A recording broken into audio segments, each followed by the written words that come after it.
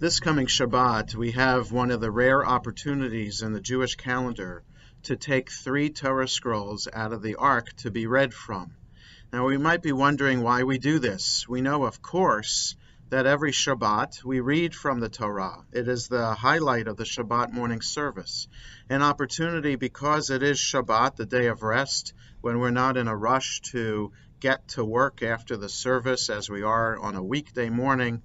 We have an opportunity to sit back and reflect upon what it means to be Jewish and reconnect to the covenant between God and the Jewish people and our relationship with God and community.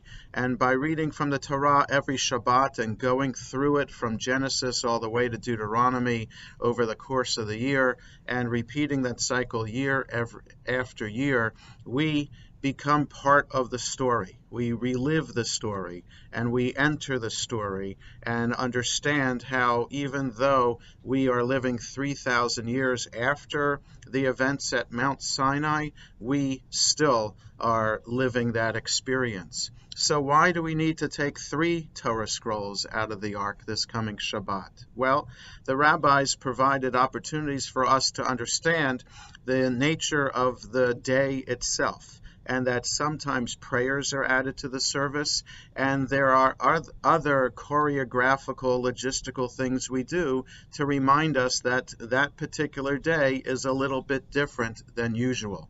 And so this coming Shabbat, aside from reading the portion Tazria from the book of Leviticus, this Shabbat is also Rosh Chodesh, the first of the month of Nisan.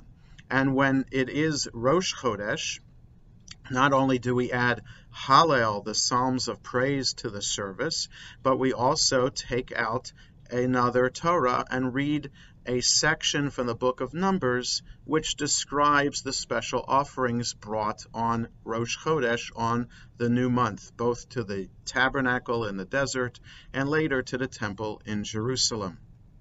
But because it is Rosh Chodesh Nisan, the month of Passover, it's also known as Shabbat HaChodesh, the Shabbat of the month, and it is one of 4 special Shabboses between Purim and Passover that remind us of the special preparations involved for Passover itself.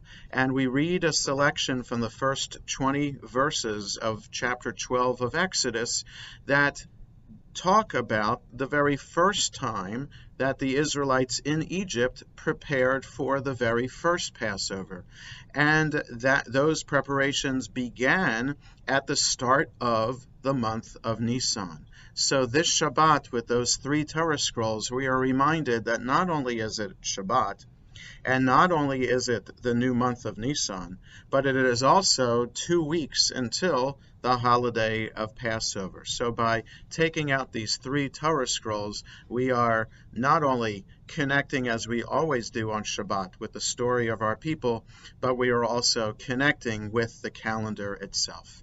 Shabbat Shalom.